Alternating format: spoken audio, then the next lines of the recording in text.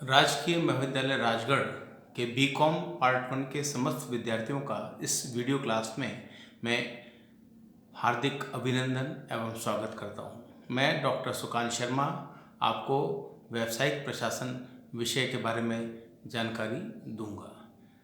मैं कुछ दिन पूर्व ही यहाँ इस महाविद्यालय को ज्वाइन किया हूँ और आपको ये मैं बता दूं कि मैं फर्स्ट ईयर में आपके जो 2 पेपर चलते हैं, एक तो वाणिज्यिक अधिनियम और दूसरा उद्यमिता, ये दोनों भी पेपर मैं आपको इस वर्ष पढ़ाने जा रहा हूँ। तो पहले अपन बात कर लेते हैं बिजनेस लॉस की या वाणिज्य अधिनियम की, कि बिजनेस लॉ का जो पेपर है ये 100 नंबर का पेपर है, जिसमें कि कुछ प्रमुख एक्ट्स के बारे में मैं आपको जानकारी दूंगा। बिजनेस लॉ में जो सबसे पहले एक्ट है वो है भारतीय अनुबंध अधिनियम 1872।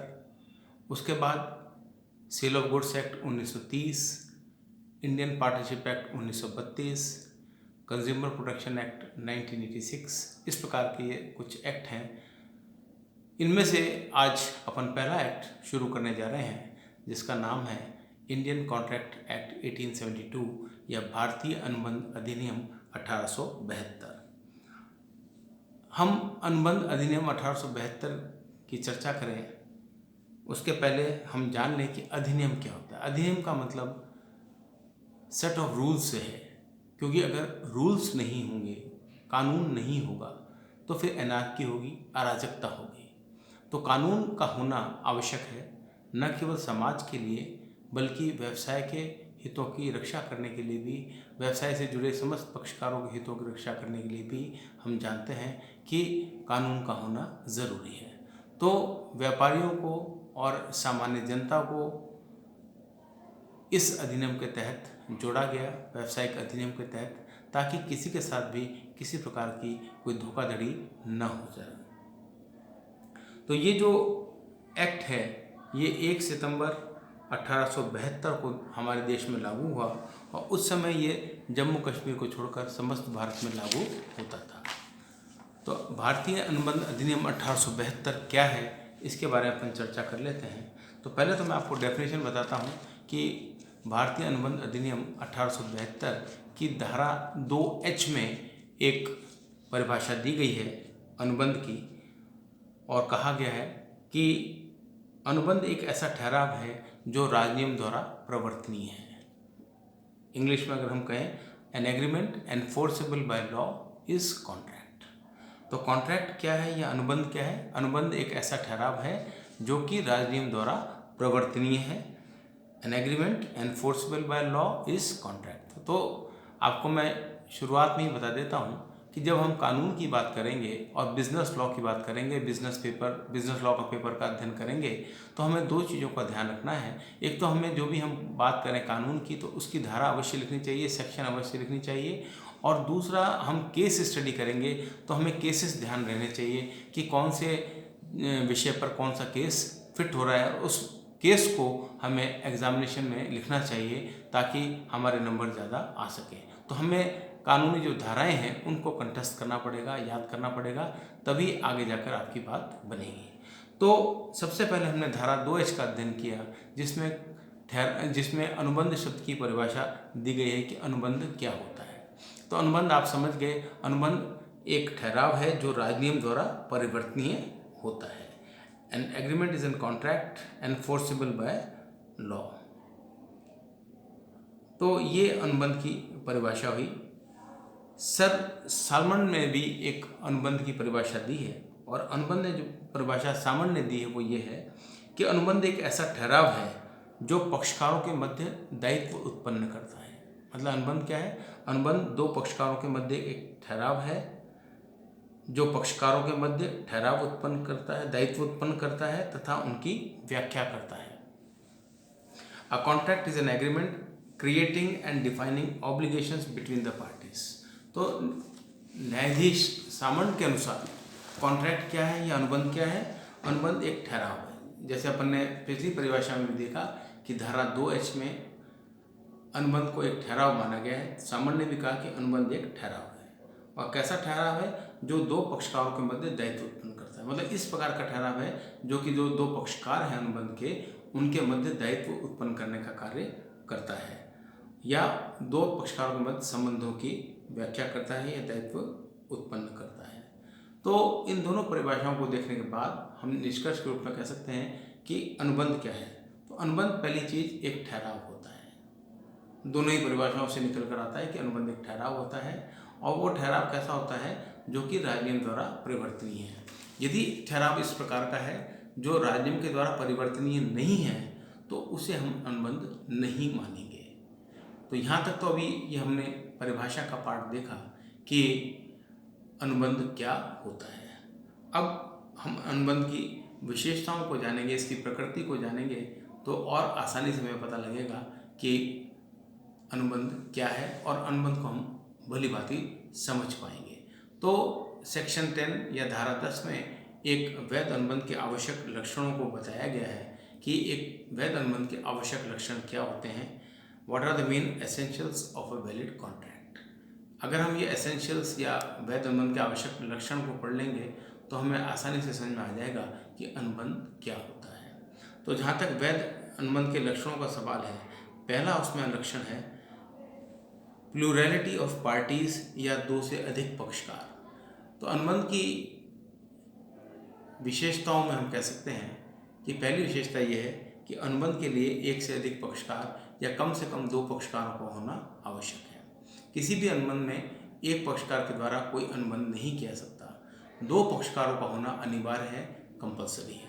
अब ये दो पक्षकार कौन होंगे, एक प्रोमिसर और एक प्रोमिसी, एक प्रस्ताव ग्रहीता और एक प्रस्तावक।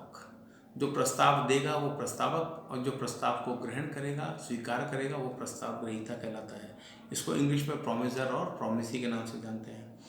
तो कॉन्ट्रैक्ट दो लोगों के बीच में होता है, प्रोमिसर और प्रोमिसी, सेलर और बायर, टेनेंट और लैंडलॉर्ड, इंश्योरर और इंश्योर पर्सन। इस प्रकार से अलग अलग हमने बात की। तो ये दो पक्षकारों का होना इसमें ज़रूरी है। क्यों होना ज़रूरी है? कि कोई भी व्यक्ति अपने आप से कॉन्ट्रैक्ट नहीं कर सकता, क्योंकि कॉन्ट्रैक्ट हमने देखा न्यायाधीश सामंत की परिभाषा में कि दायित्व उत्पन्न करता है। तो जो दो पक्षकार हैं उन दोनों के दायित्व उत्पन्न करने का काम ये करता है। तो अनुबंध के लिए सबसे पहली विशेषता यह है कि अनुबंध के लिए दो पक्षकारों का होना आवश्यक है। दूसरा है प्रपोजल एंड एक्सेप्टेंस, प्रस्ताव एवं स्वीकृति। तो अनुबंध की दूसरी विशेषता यह है कि अनुबंध के लिए प्रस्तावक और स्वीकारक दो व्यक्ति होने चाहिए। एक प्रस्तावक कौन होगा? जो व्यक्ति प्रस्ताव करेगा। स्वीकारक कौन होगा? जो व्यक्ति प्रस्ताव को स्वीकार करेगा, वो स्वीकारक कहलाएगा। तो एक प्रपोजर और एक एक्सेप्टर, दो पक्षकार इस प्रकार के होंगे अनुबंध में। तो प्रस्तावक वो व्यक्ति है जो किसी दूसरे व्यक्ति के समक्ष किसी कार्य को करने या न करने के संदर्भ में कोई प्रस्ताव करता है, और स्वीकारक वह व्यक्ति है जो उस प्रस्ताव पर अपनी सहमति या असहमति प्रकट करता है। तो अनुबंध के लिए दो पक्षकारों का होना जरूरी है। उसमें एक प्रपोजर होगा, दूसरा एक्सेप्टर होगा, एक प्रस्तावक होगा, दूसरा स्वीकार करता माना जाएगा।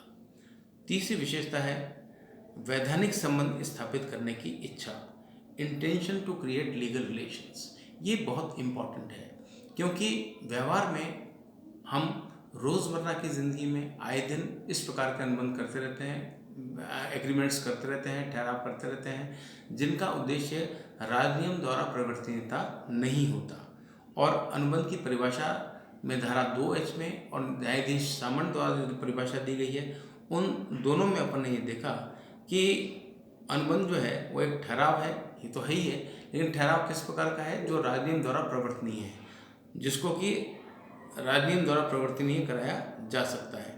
तो वैधानिक संबंध स्थापित करने की इच्छा होनी चाहिए। अगर वैधानिक संबंध स्थापित करने की इच्छा नहीं है तो फिर वो राजनियम द्वारा परिवर्तनीय नहीं रहेगा। आए दिन रोज़मर्रा की ज़िंदगी में इस प्रकार के ठहराव करते हैं जिसमें हमारा उद्देश्य वैधानिक संबंध स्थापित करने का इच्छा नहीं होती है। जैसे मान लीजिए एक फादर ने अपने बेटे को कहा कि भाई मैं आपको आज 500 रुपये दूंगा, और अगर मान लीजिए वो अपने बेटे को 500 रुपये नहीं देते, तो क्या बेटा उनके खिलाफ कोर्ट में जाकर कार्रवाई कर सकता है? बिल्कुल नहीं कर सकता, क्योंकि यहाँ दोनों पक्षकारों के बीच में, बाप और बेटे के मध्य इस प्रकार का कोई वैधानिक संबंध स्थापित करने की इच्छा नहीं है, क्योंकि पिताजी ने केवल मात्र लव और अफेक्शन के कारण से, प्यार के कारण से अपने बेटे को 500 रुपये देने का वचन दिया है, और यदि वो नहीं देते हैं या नहीं पूरा करते इस वचन को, तो ऐसी कोई दायित्व उनका उत्पन्न नहीं होता और ये ठहरा भी रहेगा, ये अनुबंध नहीं बनेगा। तो वैधानिक संबंध स्थापित करने की अगर इच्छा नहीं है दो पक्षकारों के मध्य, तो भी वह अनुबंध नहीं कहलाएगा। और व्यवहार में हम देखते हैं ऐसे बहुत से ठहराव होते हैं जो जीवन भर ठहराव ही बने रहते हैं, कभी भी अनुबंध का रूप नहीं ले पाते हैं।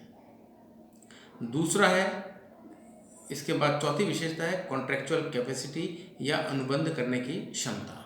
अब दो पक्षकारों के मध्य अनुबंध करने की क्षमता भी होनी चाहिए। यदि दो पक्षकारों के मध्य अनुबंध करने की क्षमता नहीं है तो ऐसी स्थिति में वह अनुबंध नहीं कहलाएगा, वह ठहराव ही रह जाएगा। कॉन्ट्रैक्चुअल कैपेसिटी या अनुबंध करने की क्षमता ये बहुत इम्पोर्टेंट है। अब सवाल ये उठता है कि अनुबंध करने की जो क्षमता है वो किन के मध्य पाई जाती है।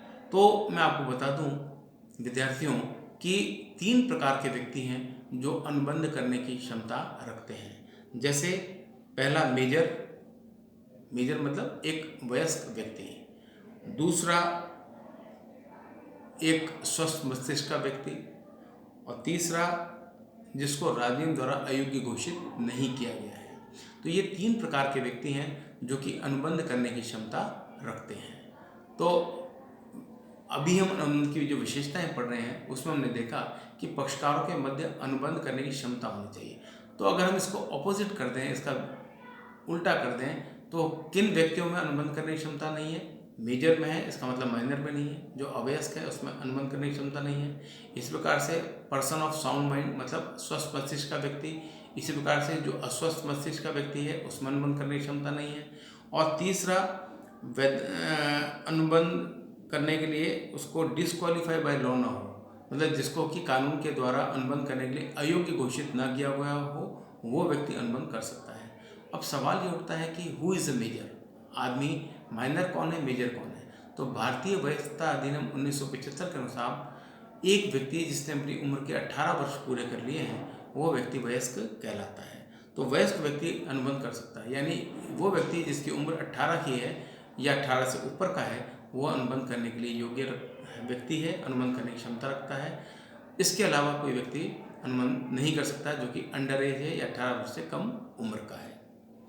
दूसरा, पर्सन विद साउंड माइंड मतलब एक स्वस्थ मस्तिष्क का व्यक्ति अनुबंध करने की क्षमता रखता है।